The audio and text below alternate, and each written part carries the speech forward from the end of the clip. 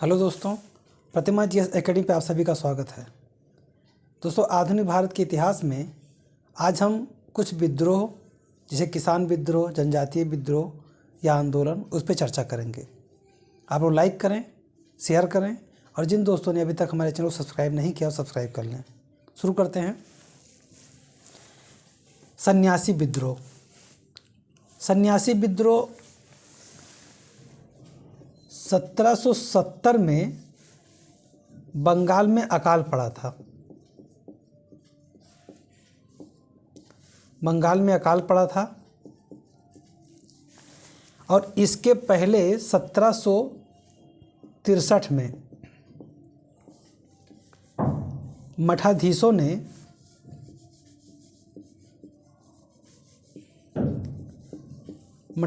ने ये चेतावनी दिया था कि जिस तरह से हमारे धर्म के ऊपर आघात किया जा रहा है हम इसे बर्दाश्त नहीं करेंगे और 1763 से ही छोटे मोटे विद्रोह होने लगे थे।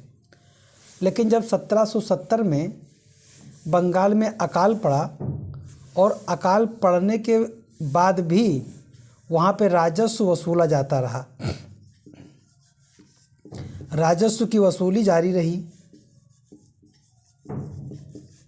और जब राजस्व की वसूली जारी रही और साथ ही साथ यात्रा पर प्रतिबंध लगा दिया गया। कौन सी यात्रा? तीर्थ यात्रा। तीर्थ यात्रा पर प्रतिबंध लगा दिया गया और जब तीर्थ यात्रा पर प्रतिबंध लगा दिया गया तब बंगाल में गिरि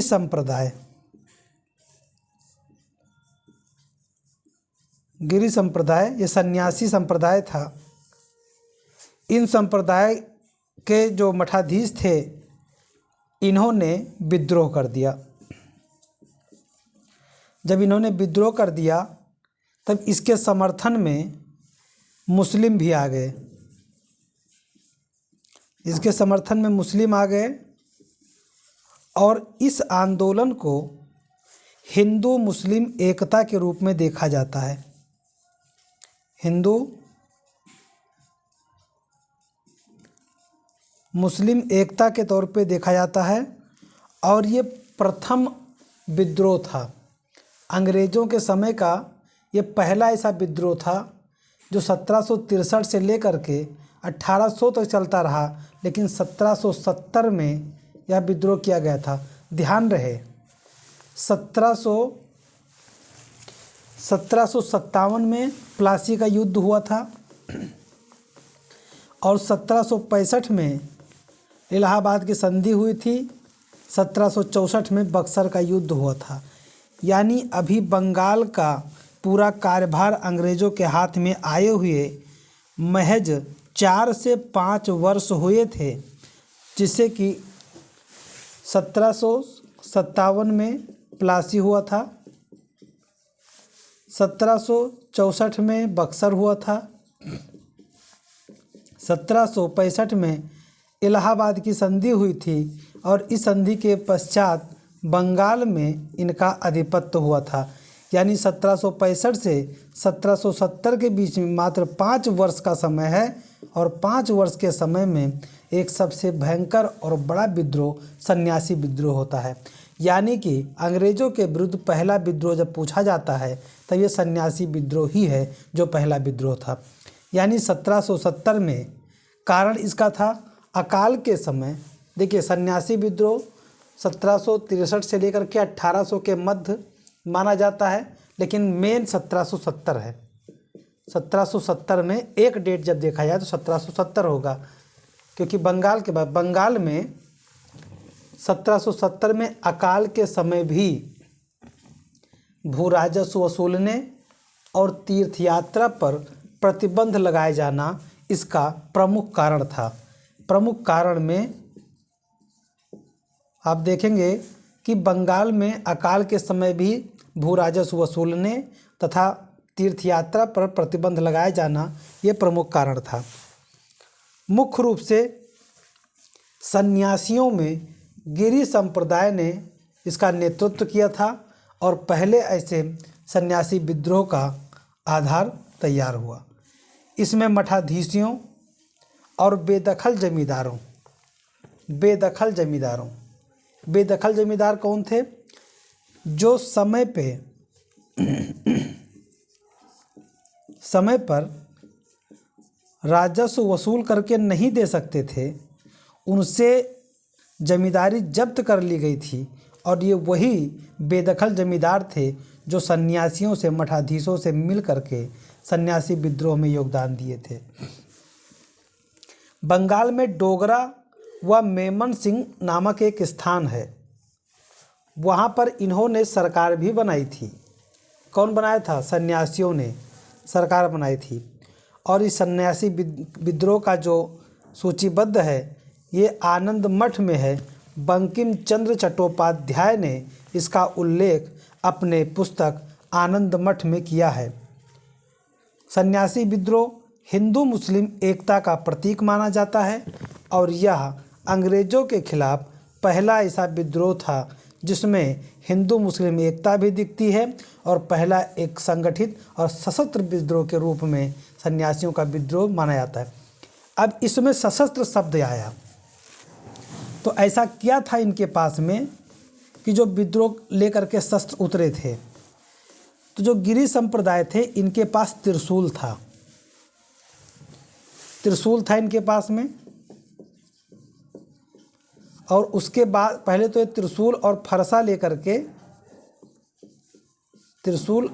लेकर के ये विद्रोह में उतरे थे। बाद में इनका समर्थन देने के लिए अन्य प्रकार के लोग हथियार लेकर के आ गए थे। तो इसीलिए माना जाता है कि यह सशस्त्र विद्रोह पहला विद्रोह था और शुरुआत भी अच्छा हुआ था सन्यासियों के द्वारा। यानी कि फकीर सन्यासी विद्रोह जो हुआ उसमें अब यहाँ से प्रश्न पूछे कैसे जाएंगे?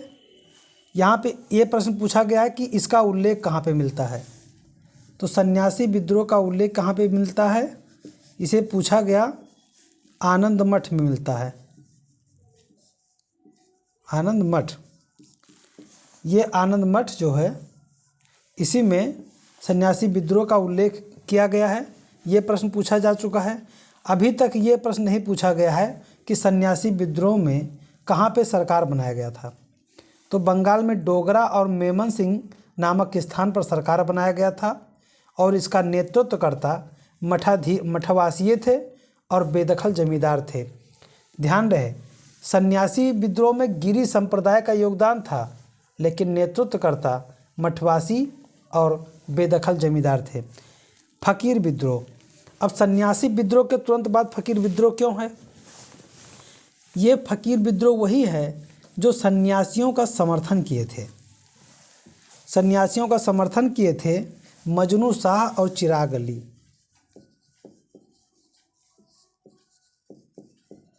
मजनू शाह और चिराग अली, इन्होंने सन्यासी विद्रोह का समर्थन किया था।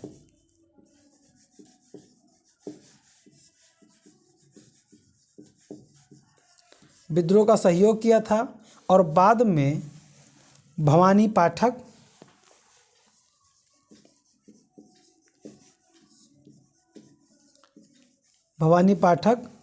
और देवी चौधरानी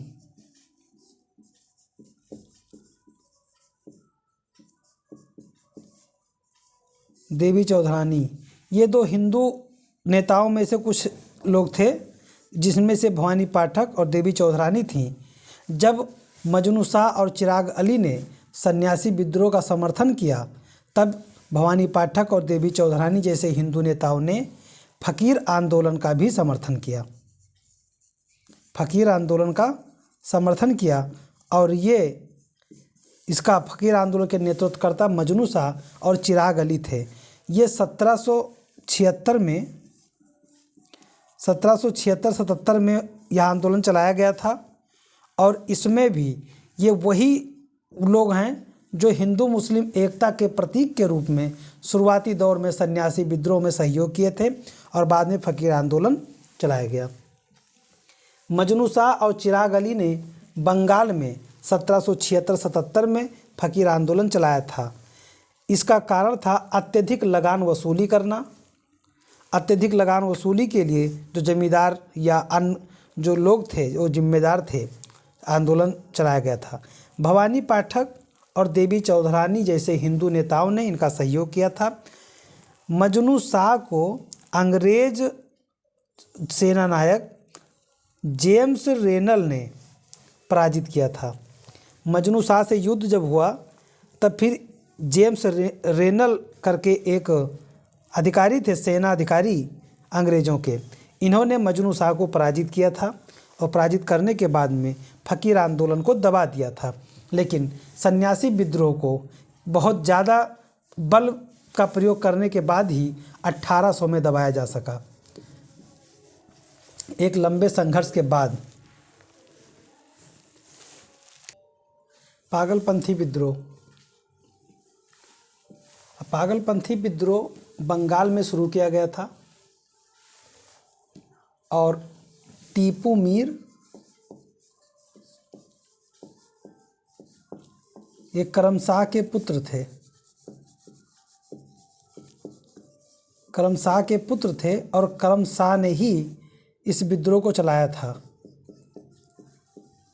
पागलपंथी विद्रोह को करमशाह ने ही चलाया था और ये भी जो है लगान में वृद्धि के लिए, और साथ ही साथ कहा जाता है कि पागलपंथी का बंगाली में धर्म या धार्मिक संप्रदाय के रूप में था। ये संप्रदाय के रूप में था और बाद में राजनीतिक रूप ले लिया। यहाँ पे प्रश्न पूछा था कि पागलपंथी विद्रोह का नेतृत्वकर्ता कौन था। अगर टीपू मीर है तो करमशाह नहीं देगा, और अगर करमशाह देगा तो टीपू मीर नहीं देगा, लेकिन अगर दोनों देगा तो करमशाह मारिएगा, क्योंकि शुरुआत किया था करमशाह ने और बाद में टीपू मीर ने नेतृत्व संभाला और फिर 1825 में शेरपुर पर अधिकार कर लिया। बंगाल में शेरपुर पर अधिकार कर लिया और अधिकार करने के बाद में वहाँ पे एक सरकार बनाई और सरकार बनाने के बाद जिलाधिकारी और न्यायाधीश की नियुक्ति भी कर दिया इन्होंने। उसके बाद में 1831 में इस विद्रोह को दबा दिया गया। सबसे महत्वपूर्ण बात यहाँ पे ये है कि टीपू मीर ने सरकार बनाई और सरकार बनाया कहाँ पे? शेरपुर में। यहाँ पे दो प्रश्न निकलेंगे कि पागलपंथी विद्रोह के नेता टीपू मीर ने कहाँ पे सरकार बनाई थी, तो शेरपुर में। कब बनाया था? 1825 में। और 1825 में शेरपुर में कब्जा किया, उसके बाद सरकार बनाया और 1831 में इस विद्रोह को दबा दिया गया। 1831 में इस विद्रोह को दबा दिया गया। तो शेरपुर बंगाल में अस्थायी सरकार के रूप में, कोशिश तो उनकी स्थायी थी लेकिन वो सरकार अस्थायी बनी। अगला आंदोलन या विद्रोह हुआ फरेजी विद्रोह। ये 1818 ईस्वी में हुआ। फरेजी विद्रोह आधुनिक बांग्लादेश में है। आधुनिक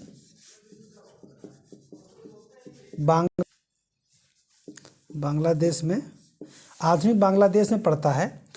तो यहाँ पर विद्रोह किया गया फरेजियों द्वारा, यानी इसके जो नेतृत्वकर्ता थे, इसके जो अगुआ थे वो थे दादू मियाँ।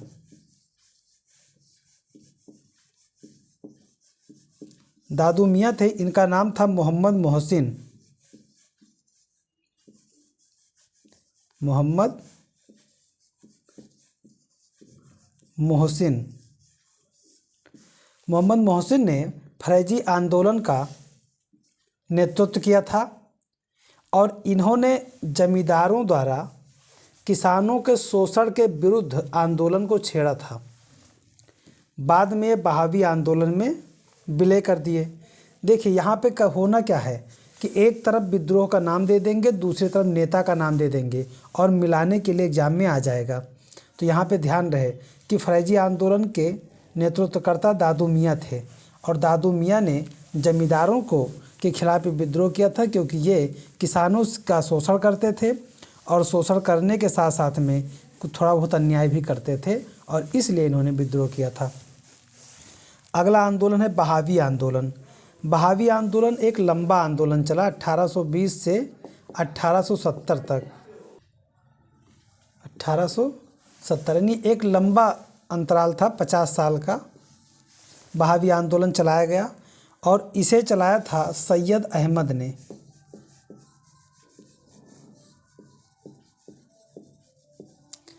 सैयद अहमद इन्होंने अंग्रेज़ों के खिलाफ आंदोलन चलाया। इनका मकसद था मुस्लिम राज्य की स्थापना करना।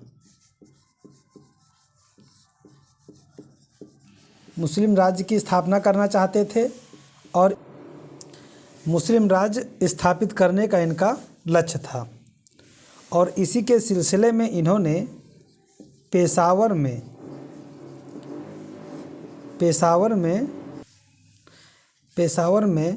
इन्होंने अपनी सरकार बनाई और सरकार बनाने के बाद में स्वयं को इन्होंने खलीफा घोषित कर दिया। स्वयं को खलीफा घोषित कर दिया। पहले क्या होता था, जब सल्तनत पीरियड था तब खलीफा से खिल्लत लेने के पश्चात उसे इस्लामिक राज्य की मान्यता प्राप्त होती थी और इसीलिए इन्होंने स्वयं को खलीफा घोषित किया और सिक्के भी जारी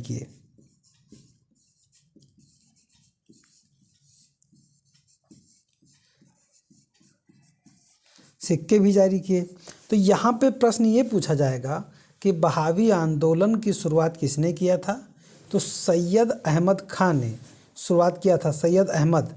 अब इसके साथ में और जो थे सैयद अहमद के पास बाद में विलायत अली और इनायत अली। विलायत अली और इनायत अली इसके जो है नेतृत्वकर्ता में शामिल रहे हैं और बहावी आंदोलन लगभग तत्कालिक भारत में हर जगह रहा, विद्यमान रहा। जैसे पंजाब में इसका आंदोलन का प्रभाव था, पाकिस्तान के पेशावर, उस समय पाकिस्तान भारत का भाग ही था, पटना में था, हैदराबाद में था और मद्रास प्रांत में था। अब ये देखिए एक भारत में इसका प्रतिनिधित्व कहाँ कहाँ पे था। जैसे वर्तमान का जो पाकिस्तान है, बांग्लादेश है, उस समय का ये भी भारत का ही क्षेत्र हुआ करता था।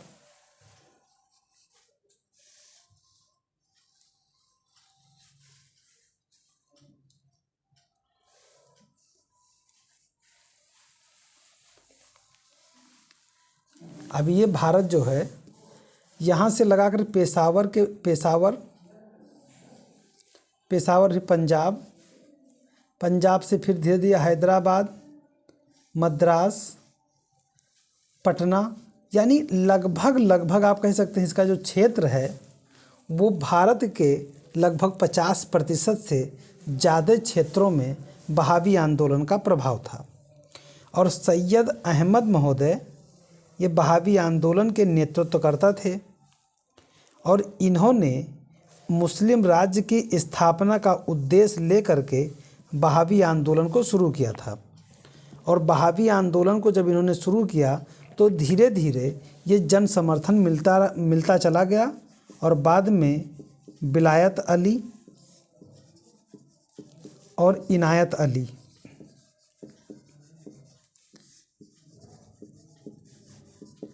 इन्होंने नेतृत्व किया और आगे चल करके 1830 में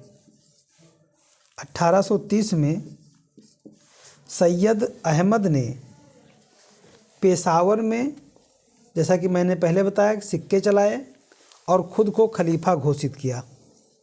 अब यहाँ पे हुआ ये था कि जैसे बहावियों को लगा था कि हम अगर आंदोलन को आगे बढ़ाते हैं तो जिस तरह से मुग़ल शासक जो थे, मुग़ल शासक एक केंद्र बिंदु में थे, उसी तरह के इनको लगा कि अगर हम अब भारत का पूरा प्रतिनिधित्व कर लेंगे तो धीरे धीरे अगर पूरा मुसलमान हमारे साथ आ जाएगा, जैसा कि जो है फरेजी विद्रोह या अन्य प्रकार के जो और छोटे मोटे आंदोलन थे वो सब इनके साथ समाहित होते चले गए, तो यहीं पे सैयद अहमद को ऐसा लग गया कि शायद अगर हमारे पक्ष में सब लोग आ जाएंगे तो हम हिंदुस्तान में एक मुस्लिम राज स्थापित करने में सफल हो जाएंगे। लेकिन ऐसा नहीं हो सका। 1870 के आसपास में बहावी आंदोलन को दबा दिया गया और कुचल दिया गया। आगे चल करके कई आंदोलन और हुए, जिसकी चर्चा हम बाद में करेंगे अगली क्लास में। और आप लोगों से निवेदन है कि ज़्यादा से ज़्यादा लोगों को शेयर करें, क्योंकि कुछ डिस्टर्बेंस की वजह से मैं भी क्लास को आज छोटा बना रहा हूँ। धन्यवाद। जय हिंद, जय भारत।